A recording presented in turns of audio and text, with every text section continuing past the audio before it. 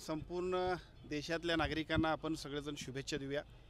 आजच्या दिवशी 26 जानेवारी आणि प्रजासत्ताक दिन या निमित्तानं निश्चितपणानं लोकशाहीचं राज्य आलं आणि आपल्या सर्वांना स्वातंत्र्याबरोबर लोकशाही सुद्धा अस्तित्वात आली आणि त्याचा उत्सव आजच्या दिवशी आपण सगळेजण अतिशय उत्साहामध्ये साजरा करतोय। या उत्सवामध्ये आणि अत्यंत उत्साहामध्ये मी तमाम सगळ्या भारतवासियांना विशेषतः कोल्हापूर जिल्ह्यातील सर्व नागरिकांना प्रजासत्ताक दिनाच्या खूप खूप शुभेच्छा देतो। खरं तर पुण्यातला एक तरुण होता जीबीएसचा ते सोलापूरमध्ये असल्याचं मृत्यू झालेला पहिला राज्यातला जीबीएसचा नाही, जीबीएसचा पेशंटची संख्या पुण्यामध्ये जी वाढलेली आहे त्याच्यामध्ये थोडं पाण्याचा इन्फेक्शन हा सुद्धा भाग काल सुद्धा एक टीम जिथे निष्कर्षाप्रत आली।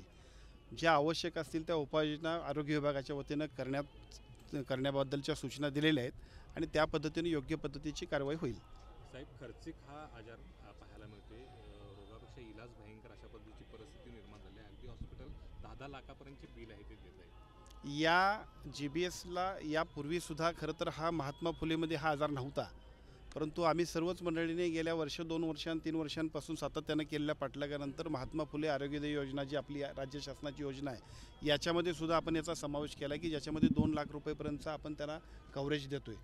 या उपरही या विषयामध्ये डेप्युटी डायरेक्टर पुणे यांना आपण सूचना दिलेल्या आहेत की अशा पद्धतीचं अनावश्यक जर बिल कुठलं हॉस्पिटल घेत असेल तर त्याच्यावरती सुद्धा योग्य ती उपाययोजना करण्याबद्दलच्या सूचना दिलेल्या आहेत। हा खरं तर संसर्गजन्य आजार नाही आहे। बऱ्याच वेळा आपल्या सर्वांच्या मनामध्ये जी शंका अथवा भीती असते, दुर्दैवानं प्रतिकारशक्ती कमी आली की प्रतिकारशक्ती कमी आल्यानंतर मात्र ह्या जीबीएसचे जे काय एकूण संसर्ग वाढतो आणि त्यामुळे जीबीएसचा सिंड्रोमचा जो काय एकूण आपल्या सर्वांना दिसणारा जो एकूण परिणाम आहे तो दिसतो।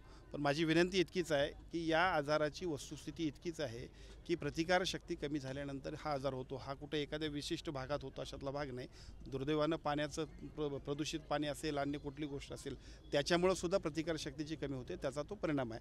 परंतु सगळ्या हॉस्पिटल्सना सुद्धा सूचना देऊ, आरोग्य विभागाच्या सगळ्या टीम्सना सूचना देऊ, अनावश्यक अशा पद्धतीनं कुठेही खर्च अथवा अनावश्यक अशा पद्धतीची बिलं कुणी आकारण्यात याबाबत आरोग्य विभागाच्या सर्व अधिकाऱ्यांना आपण सूचना देऊ।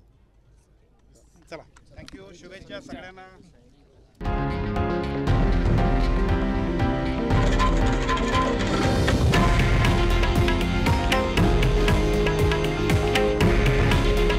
हे आहे देशातील नंबर 1 न्यूज नेटवर्क आणि आपण पाहत आहात TV9 मराठी। काळजी तुमची, हित महाराष्ट्राचं।